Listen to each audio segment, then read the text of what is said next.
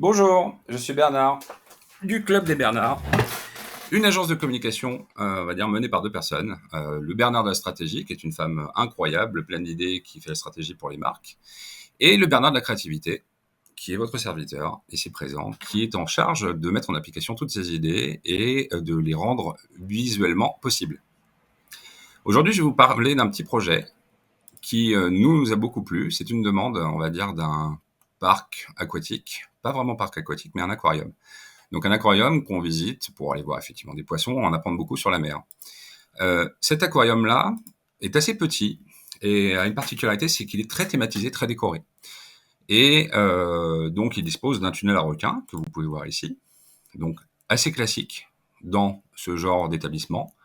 Et dans ce tunnel à requins, vous pouvez voir des éléments très thématisés, très décoratifs, avec des assiettes, des instruments de musique et un grand panneau qui finit par Annick. Avez-vous un indice de la thématisation? Moi, j'y suis encore. Ce parc nous a demandé d'habiller et de refaire ce lieu que vous voyez ici. Ce lieu, en fait, c'est un arbre, pour l'instant en plastique, un palmier. Pourquoi? Parce que c'est introduisait avant dans la science de la circulation une zone tropicale. Donc rien à voir avec le Titanic. Et c'est une zone assez vieille qui n'est pas forcément attirante. Avant, elle était là pour faire des photos. Aujourd'hui, honnêtement, elle n'y est plus du tout.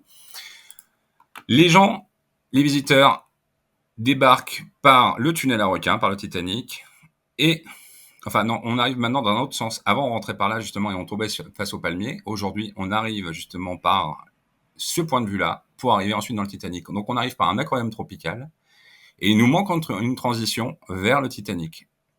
Et donc c'est le parti pris qu'on a choisi tout simplement pour raconter une histoire aux visiteurs, de rethématiser ce petit lieu et en faire un lieu très Titanic pour faire la transition. Donc, la thématique, je viens de vous la donner, elle est très ciblée. On veut un storytelling assez fort, on veut une immersion, on veut quelque chose d'assez décoratif, d'assez joli aussi pour faire la transition. Et en bonus communication, on voudrait que ce lieu plaise aux visiteurs, qu'ils puissent y toucher un petit peu. Pour s'en souvenir, c'est l'engagement client, c'est l'expérience client, et aussi on voudrait provoquer la viralité. Si on pouvait avoir un endroit Instagrammable pour faire des photos, on sait que c'est de la visibilité pour le client. Je vais vous laisser un petit peu dans cette ambiance-là. Et je vais demander à une vieille copine, cette chère Molly Brown, vous expliquer. Parlons du tunnel du bassin océanique, par lequel on voit une célèbre épave. Pourquoi ne pas raconter à vos visiteurs cette histoire? Je suis Molly Brown, l'insubmersible Molly. J'ai survécu au naufrage du Titanic. Pour vous faire voyager dans ce marquant récit, qui de mieux que le Club des Bernards? Merci Molly. Le projet, je vous le donne en mille, le voici. C'est le fond justement de ce petit renfoncement avec les aquariums autour. Avant de rentrer dans le tunnel, que vous avez là, un petit peu donc juste à gauche du projet, la cabine de pilotage du Titanic avec son gouvernail, avec son point de vue en première personne, hein, donc un peu comme dans un jeu vidéo en première personne, avec l'avant du Titanic qui va impacter l'iceberg fatidique. Vous avez vu que c'est un écran qu'on met au fond. On a imaginé une petite maquette du film, on va dire, qui tournera en boucle, qui va durer à peu près 5 minutes, qui doit être là juste à titre décoratif et raconter l'histoire. Donc pendant, on va dire, 4 minutes, la plupart du temps, ça sera un point de vue, au final on verra que la mer bouger, ça lancera juste une ambiance. Et on animera de temps en temps quand même, par les éléments, par les marins parler entre eux, inquiéter l'arrivée du Titanic, de l'iceberg, pardon. Je ne vois pas bien. Je vais contacter la vigie. Et on aura le moment de l'impact.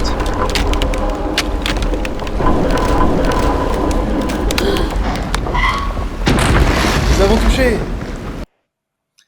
Voilà, ça c'est une vidéo effectivement qu'on peut faire tourner dans cet écran, on peut imaginer plein de vidéos. C'est une vidéo qui raconte bien l'histoire et qui permet la transition vers pourquoi le Titanic est au fond de l'eau, tout simplement. Donc le projet mis à plat, décoration plus écran, le voici. Vous voyez plein d'éléments décoratifs sur lesquels on va venir en détail. Voilà, on est vraiment sur un tout petit espace à habiller avec beaucoup d'éléments interactifs ou non qui permettent de plonger le visiteur et de l'immerger dans cette ambiance Titanic. On a déjà le gouvernail, on veut un gros gouvernail, hein, 1,10 m, quelque chose de très imposant, qui sera plus grand que vos enfants, on va dire, pour qu'ils puissent se prendre en photo et faire quelque chose d'intéressant visuellement. On a aussi des éléments très usuels, des appliques de lumineuses qui vont juste servir à mettre une petite ambiance chaude, et des haut-parleurs. Les haut-parleurs, on va les planquer tout simplement derrière des petites grilles un petit peu steampunk, un petit peu industrielles, comme dans le Titanic.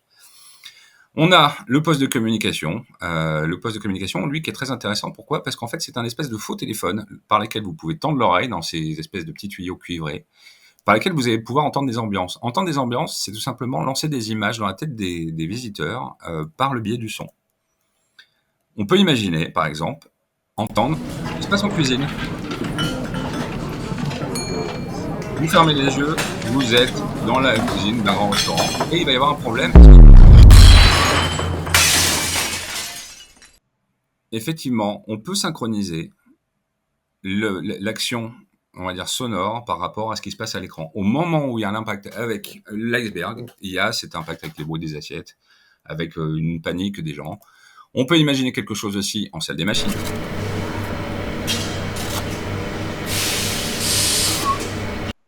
Vous pouvez imaginer un petit peu comme ça tout ce qui se passe dans le bateau, absolument partout. On a aussi une autre ambiance, celle des salons, les restaurants, où on va dire les orchestres jouaient. Ça, c'est une notion intéressante. Pourquoi? Parce qu'en fait, les orchestres et la chanson, c'est une façon de raconter une histoire. Écoutez un petit peu ces paroles. L'orchestre du Titanic joue dans la nuit. Même après l'iceberg, ils n'ont pas fui. Voilà, vous avez une chanson thématisée, très old school, on va dire, très ambiance 1910, avec très cabaret, je dirais, très jazzy, avec des textes qui racontent l'histoire du Titanic, qui racontent là pour le coup l'orchestre qui avait pour ordre de jouer pour éviter tout mouvement de panique lors du moment où le Titanic sombrait, tout simplement. Donc c'est assez, on va dire, grotesque comme histoire, mais c'est un vrai fun fact. Donc la chanson est un moyen de faire de la pédagogie. C'est une chanson en français. On a des visiteurs internationaux dans cet aquarium. Donc, on peut imaginer, avec une autre direction artistique sur la chanson, une chanson en anglais qui raconte la même chose. Under the stars, the ocean is calm. Merci, cher orchestre. Un autre élément très décoratif, c'est cet élément à droite, donc qui est vraiment très impressionnant, très maritime, le chatburn, le donneur d'ordre, pour lequel on peut actionner. Mais là, on va dire, on ne demande pas d'interactivité. C'est quelque chose qui se voit de loin, on en a besoin pour attirer l'œil. On a des petits éléments qu'on peut personnaliser, vous voyez, comme l'horloge, justement. Et on a ce fameux tableau de bord, avec des boutons, avec des éléments décoratifs comme les anémomètres, comme, on va dire, tout élément de pression, qui font très poste de pilotage. Et on a un livre, le livre de bord, qu'on peut personnaliser, évidemment, qu'on peut plastifier pour un usage intensif par le public. Et là, par exemple, dedans, c'est un prétexte, en fait, à faire de la pédagogie et puis à faire de l'immersion. Donc, vous voyez, le trajet inaugural, très thématisé. Un livre de bord comme s'il était écrit par le capitaine du Titanic.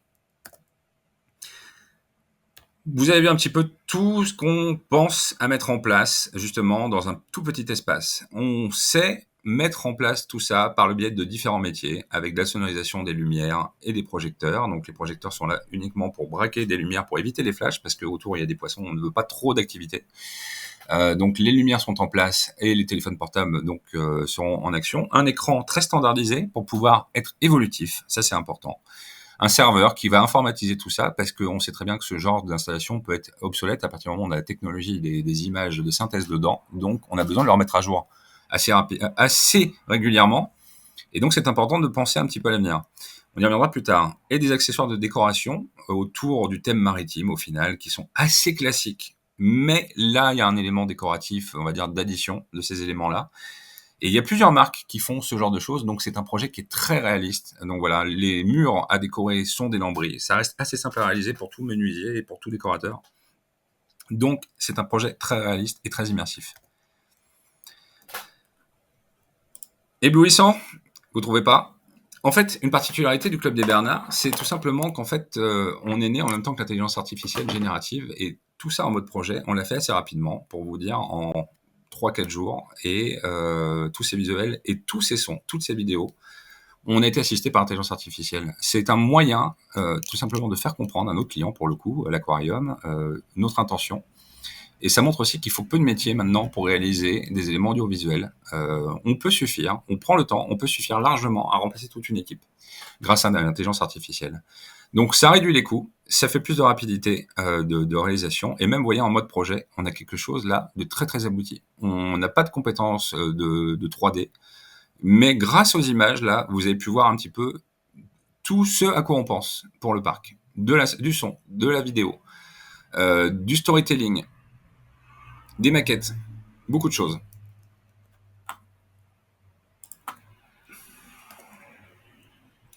L'espace en question, parce que effectivement, qui dit réaliste, dit prendre en compte les espaces. On apprend évidemment les dimensions du lieu. Donc, comme je vous ai dit, ça reste un petit espace avec un écran qui prend tout le mur du fond et un gros gouvernail qui prend la moitié aussi pour être très visible. Et c'est un petit endroit instagrammable. Il est important, puisque c'est un endroit qui accueille du public. On arrive, vous voyez, en bas à gauche par un aquarium tropical. On veut finir dans ce couloir à requins, donc où le Titanic est immergé. Notre lieu à nous fait la transition, donc raconte pourquoi on arrive au fond de la mer avec le Titanic. Et donc, on a un petit espace qui est uniquement là, décoratif, avec un petit peu de pédagogie, un petit peu d'interactivité, pour faire la transition. Et on a imaginé, vous voyez, par exemple, que là, aujourd'hui, ce petit hublot qui donne sur un aquarium, effectivement, est un spot déjà très prisé pour la photo. Il est à égale distance, tout simplement, de notre gouvernail, et il fera des très belles photos, vous verrez plus tard. Et donc, si ce gouvernail, on l'a placé à gauche, justement, c'est pour pas gêner la circulation, on va s'y diriger naturellement. Et donc, il y a la place tout à fait nécessaire pour avoir une circulation quand même régulière, même si cet endroit est exigu, sur la droite du couloir. En termes d'avenir, on a pensé à la communication. On est une agence de communication de base. Donc, effectivement, avoir quelque chose d'interactif pour nous, c'est important. Ça fait l'engagement visiteur. Si l'expérience client est là, que le visiteur est content, qu'il touche des boutons, qu'il apprend des choses, qu'il entend des trucs, qu'il s'arrête un petit peu sur l'équipement, ce sont des souvenirs. Ça augmente la satisfaction client sur le lieu et là, du coup, ça fidélise. Et il y a aussi du bouche-oreille qui se met en place. Et niveau bouche-oreille, niveau viralité, justement, le fait d'avoir pensé à un endroit instagrammable, vous faites des photos, vous voyez le petit Timothée est très content de poser, comme je vous le disais, sous le spot, il n'y a pas besoin de flash, et on a ce genre de photos pris par nos 1m80, vous voyez, avec un hashtag. Mais voilà, donc vous avez un petit peu l'idée de ce qu'on peut imaginer pour la communication. L'attrait intergénérationnel, pourquoi? Parce que le Titanic est une histoire qui parle à tout le monde, à toutes les générations, que ce soit, on va dire, des millénials, c'est ceux qui sont nés dans les années 90, qui ont eu pendant leur enfance le film avec des DiCaprio, avec, on va dire, les plus anciens qui connaissaient déjà l'histoire de ce Titanic, avec la différenciation de la marque. Alors, différenciation, j'irai même plus loin, c'est-à-dire qu'aujourd'hui, l'offre touristique, elle est très concurrentielle. Il faut faire des choses qui immergent votre visiteur. Il faut vraiment mettre le paquet. On peut plus faire des couloirs tout simples, avec pas de décoration et pas d'immersion, et juste voir des poissons, même si c'est l'attrait principal de l'aquarium. Donc la thématisation est notre solution.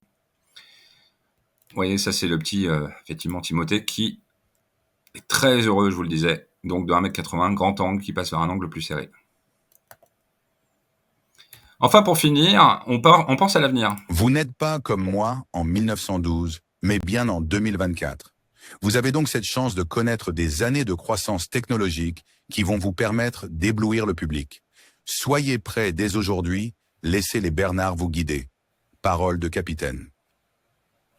Merci capitaine. Donc voilà, on peut imaginer, grâce à l'intelligence artificielle et l'évolution des installations, puisqu'on a installé des écrans, des micros et puis des haut-parleurs, avoir des avatars interactifs, pourquoi pas. On peut mettre à jour les vidéos assez facilement, on peut faire la gamification, on peut développer facilement quelque chose et rendre cette espèce de volant qui est le gouvernail jouable avec l'écran. On peut imaginer plein de choses. Voilà, donc ça me paraît très important aujourd'hui de penser des espaces évolutifs grâce à l'informatisation et grâce à l'intelligence artificielle.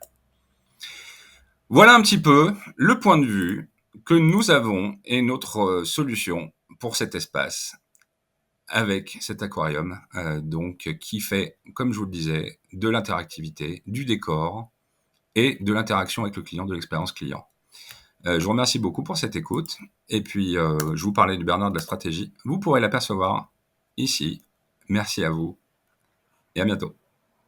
Ah, et vous pouvez aller sur notre chaîne YouTube, le Club des Bernards, vous verrez un petit peu comment on aborde la communication. Bisous!